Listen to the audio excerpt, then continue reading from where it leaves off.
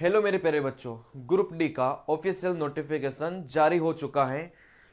Total मिलाकर 32,438 पदों पर भर्तियां होनी है। इसकी क्वालिफिकेशन क्या है, क्या क्या बदलाव हुए हैं, एज क्या रखा है, इसका पैटर्न क्या है, सारी की सारी बातें इस 10 मिनट के वीडियो में अपन जानेंगे। तो इस वीडियो को आप अंत तक देखिएगा, इसमें आपको सारी बातें क्लियर हो जाएगी ग्रुप डी की भर्ती को लेकर। चलिए, तो यहां से जो भी बदलाव हुए हैं सारे के सारे अपन जानेंगे। भाई क्या क्या बदलाव हुए हैं, क्या क्या नई चीजें निकल के आई हैं, सारी की सारी बातें जानेंगे। देखो, सबसे पहले तो आप लोग यहां से एक एक बात को बताता हूं चलूंगा, ध्यान समझना। चलिए देखो, सबसे पहले तो ये लेवल 1 की पोस्ट है। सबसे पहले तो ये जो पोस्ट है वो लेवल 1 की है, और अभी जो आपकी सैलरी बनेगी वो 7वें वेतन के हिसाब से बनेगी, ऐसा बोल दिया। क्योंकि 8वां वेतन 2026 से लग जाएगा, तो उसके हिसाब से नहीं है, अभी 7वें वेतन के हिसाब से ये लेवल 1 की पोस्ट है। इसके अलावा अगर मैं बात करूंगा तो यहां से सारी की सारी डेट यहां से दे के रखा है कि जो नोटिस आया था वो 28 दिसंबर को नोटिस आ गया था रेलवे ग्रुप डी का।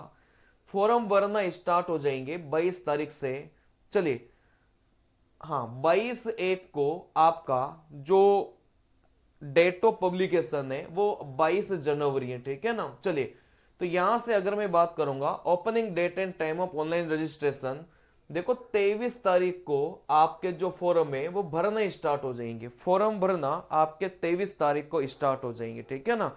वैसे आज कितनी तारीख है, आज है आपके 21 तारीख। ये जो 22 तारीख लिखा हुआ है इसका मतलब था कि ये जो अभी जो चीजें अपन देख रहे हैं ये 22 तारीख को आनी थी, लेकिन ये 21 को ही गई। मतलब रेलवे ना पहले पहले चलता है, ये जो नोटिफिकेशन जारी करता है ना रेलवे, ये पहले ही कर देता है। डेट देखो 22 थी, लेकिन पहले से ही नोटिफिकेशन जारी हो गया आज 21 को ही, ठीक है ना। चलिए, 23 तारीख को फॉर्म भरना स्टार्ट हो जाएंगे। 22 फरवरी को यहां पर जो फॉर्म की लास्ट डेट है वो 22 फरवरी है, ठीक है ना। 23 जनवरी से फॉर्म स्टार्ट, 22 फरवरी को आपके फॉर्म भरना बंद हो जाएंगे। फिर ये आपको देके रखा है date of application, fees payment after closing date. चलिए, 23 फरवरी तक आप पेमेंट जमा कर सकते हैं। करेक्शन की विंडो 25 फरवरी से 6 मार्च तक आपकी क्या खुलेगी, करेक्शन की विंडो खुलेगी। कहने का मतलब जो फॉरम की डेट है ना वो भी 6 मार्च मान के चलो एक तरीके से, क्योंकि 25 फरवरी को फॉरम की करेक्शन डेट खुलेगी और वो 6 मार्च तक चलेगी। इसका सीधा सीधा मतलब ये हुआ कि अपना एग्जाम कहां तक जाएगा आप समझ सकते हैं, ठीक है ना। चलिए, अगली बात यहां से देखना। देखो, ये लेवल 1 की पोस्ट है, 18,000 इसकी बेसिक पे रहेगी, और 18 से 36 साल इसकी क्या रहेगी, एज लिमिट है। और टोटल वैकेंसी 32,438 है। देखो, ये जो 18 से 36 साल है इसमें रिलैक्सेशन है। यू आर कैटेगरी को कोई भी रिलैक्सेशन नहीं है। इसमें ओबीसी वाले को 3 साल का है, एससी वाले को 5 साल का है। मतलब ओबीसी वाले 39 वर्ष जिसकी उम्र है वो भी फॉर्म भर सकते हैं, और एससी वाले जिनकी उम्र 41 साल है वो भी आपके फॉर्म भर सकते हैं। तो ये आपकी एज लिमिट है। इसके अलावा अगर मैं बात करूंगा तो यहां पर देखो बहुत सारी चीजें इसने बोला है। एजुकेशनल क्वालिफिकेशन, देखो एजुकेशनल क्वालिफिकेशन के बारे में देखो इसने क्या बोला है। इसने इतना बड़ा गेम खेला है रेलवे ने कि एजुकेशनल क्वालिफिकेशन में इसने बोला है, टेक्निकल वेक्निकल की बातें की इसने, लेकिन आगे जब अपन हर पोस्ट की क्वालिफिकेशन देखेंगे तो सिर्फ टेक्निकल नहीं है, ठीक है ना। चलिए, देखो यहां से इसने बोला है कि candidate must already have the educational technical qualification prescribed in the CEN from recognised institute as on the last date 22/2/2025, जिसकी डिग्री 22 फरवरी 22 तारीख मतलब कल तक, ठीक है ना, जिसकी डिग्री 22 फरवरी तक पूरी हो चुकी है, जिसकी डिग्री 22 फरवरी तक पूरी हो चुकी है, वही इस वैकेंसी का फॉर्म भर सकता है, ठीक है ना। जिसकी डिग्री 22 फरवरी तक पूरी हो चुकी है वही इस वैकेंसी का फॉर्म भर सकता है। Those awaiting result of their final examination of the prescribed minimum educational technical qualification should not apply. मतलब जिनका रिजल्ट 22 तारीख से पहले नहीं आया वो फॉर्म नहीं भर सकते, ऐसा बोला है, ठीक है ना। चलिए आगे बोला गया था कि diploma degree in engineering will not be accepted. कहने का मतलब जहां पर इन्होंने आईटीआई मांगा है वहां पर डिग्री और डिप्लोमा एलिजिबल नहीं है। मतलब डिग्री डिप्लोमा को आईटीआई नहीं माना इन्होंने, बात को समझना। जहां पर जिस पोस्ट में आईटीआई इन्होंने मांगा है आईटीआई वाले ही एलिजिबल हैं, डिग्री और डिप्लोमा वाले एलिजिबल नहीं है। तो अभी अपन आगे देखेंगे भाई कौन कौन सी पोस्ट में आईटीआई इन्होंने मांगा है, ठीक है ना। चलिए यहां से आगे की बात करेंगे और आपके कुछ भी काम का नहीं है। देखो यहां से फीस आप लोग देख सकते हैं। देखो फीस आपकी कितनी है for the all candidates except the fair fee concession category. चलिए देखो जो जनरल वाले बच्चे हैं इनकी फीस कितनी है 500 रुपए, ठीक है ना। चलिए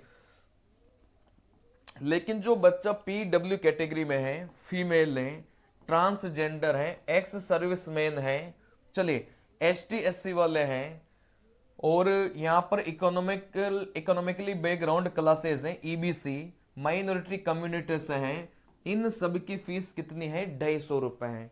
जनरल की फीस 500 रुपए, एसटी एससी, महिला, एक्स सर्विसमैन, पीडब्ल्यूडी, इन सब की जो फीस है वो कितनी है आधी है 250 रुपए, ठीक है ना।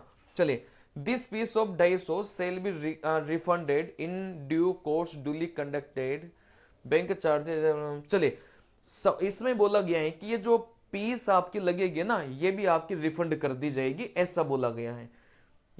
दिस फीस ऑफ 250 मतलब ये जो 250 रुपए इनके लगेंगे ये भी फीस आपकी क्या कर दी जाएगी वापस कर दी जाएगी, ठीक है ना। चलिए देखो यहां से बात को समझना, अब यहां पर बोला गया था भाई रिक्रूटमेंट प्रोसेस क्या क्या है। रिक्रूटमेंट प्रोसेस में क्या होगा, सीबीटी होगा कंप्यूटर बेस्ड एग्जाम, पीईटी होगा फिजिकल एफिशिएंसी टेस्ट, इसके बाद में डीवी होगा और मेडिकल होगा, ठीक है ना। बस यही काम की बात है और कोई काम की बात नहीं है। इसके अलावा अगर मैं बात करूंगा भाई एग्जाम का पैटर्न क्या है, एग्जाम का पैटर्न आपका क्या है। देखो टोटल मिलाकर कितने सवाल हैं, टोटल मिलाकर 100 सवाल हैं। इसमें से इन्होंने जो 90 मिनट रखा है वो आपका समय रखा है, ठीक है ना। कहने का मतलब आप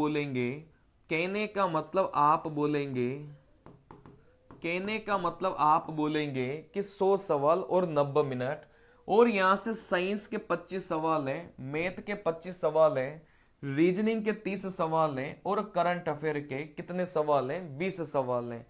करंट अफेयर और जीके दोनों ही आ गई इसमें, ठीक है ना। तो ये आपके एग्जाम का पैटर्न है, आप लोग देख सकते हैं। इसके अलावा अगर मैं बात करूंगा अब यहां से ये जो इन्होंने वैकेंसी के बारे में बताया है तो ये भी इन्होंने बताया है कि आपको क्वालिफिकेशन क्या है। देखो यहां से जितनी भी वैकेंसी आप लोग देख रहे हैं, assistant SNT, assistant workshop, assistant bridge, assistant loco shed, assistant operation, इन सभी वैकेंसी में जो आपकी क्वालिफिकेशन रखा है, देखो क्या रखा है, मैं थोड़ा मोटा मोटा लिख देता हूं, ठीक है ना। इन सभी में जो क्वालिफिकेशन आपकी लिखा है, देखो क्या लिखा है 10th और आईटीआई, या तो 10वीं पास हो या आईटीआई हो। बात आ रही समझ में। ये जितनी भी पोस्ट है टेक्निकल वाली, इसमें इन्होंने जो क्वालिफिकेशन रखा है वो क्या रखा है 10th और आईटीआई।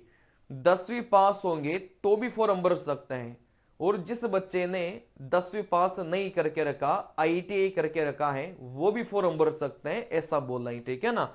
सीधा सीधा कहने का मतलब यह है कि 10वीं पास वाले एलिजिबल है सारे के सारे। चलिए इसके अलावा अगर मैं बात करूंगा, देखो यहां पर भी ये जो पोस्ट आप लोग देख रहे हैं, assistant electrical, assistant track machine, ये सारे के सारे पॉइंट्स मैन वगैरह इसमें भी 10वीं पास और बोला गया है ITI। कहने का मतलब इसमें भी आपके जो 10वीं पास वाले बच्चे हैं वो फॉर्म भर सकते हैं। जिस बच्चे ने 10वीं पास करके रखा है वो भी फॉर्म भर सकता है, और जिस बच्चे ने सिर्फ ITI करके रखा है वो भी फॉर्म भर सकता है। ठीक है ना। चलिए अब यहां से अगली बात, यहां से सारी बातें हो चुकी हैं, बस इतना ही था नोटिफिकेशन में, इसके अलावा कुछ भी नहीं है। कौन सा बच्चा किस जोन से फॉर्म भरे उसके लिए अपन वीडियो बनाएंगे अलग से। लेकिन जो बच्चा चाहता है कि सर गणित में ग्रुप डी में तो 25 में से 25 ही आ जाए, जो बच्चा चाहता है कि सर गणित में तो 25 में से 25 ही आनी चाहिए ग्रुप डी में, अगर कोई बच्चा चाहता है कि सर गणित में तो एक भी नंबर नहीं कटना चाहिए, तो उसका मैं आपको बता देता हूं कि आप इस नंबर पर मेरे से संपर्क करिए। आप इस नंबर पर मेरे से संपर्क करिए। आपको ऐसा कंटेंट दिया जाएगा, ऐसा स्टडी मटेरियल आपको दिया जाएगा कि आप ऐसा कंटेंट आपने पढ़े ही नहीं होगा। आपने जीवन में गणित का जो कंटेंट मैं प्रोवाइड कर रहा हूं स्पेशली रेलवे वाले बच्चों के लिए, ऐसा कंटेंट आपने जीवन में कभी नहीं पढ़ा होगा। तो जिस बच्चे को चाहिए कि सर गणित में तो 25 में से 25 से आना चाहिए, आप मुझे इस नंबर पर क्या करेंगे, व्हाट्सएप मैसेज करेंगे। ठीक है ना। आप मुझे इस नंबर पर मैसेज कर दो, आपको इतना बढ़िया स्टडी मटेरियल कंटेंट दिया जाएगा जो आपको सीधा 25 में से 25 ही नंबर दिलाएगा। तो मिलते हैं। जो भी बच्चे इस चैनल पर नए हैं कृपया सब्सक्राइब कर लो। इस चैनल पर ज्यादातर क्लासें मैं फ्री देता हूं। तो मिलते हैं अगले वीडियो में, तब तक के लिए भाई नमस्कार, जय हिंद।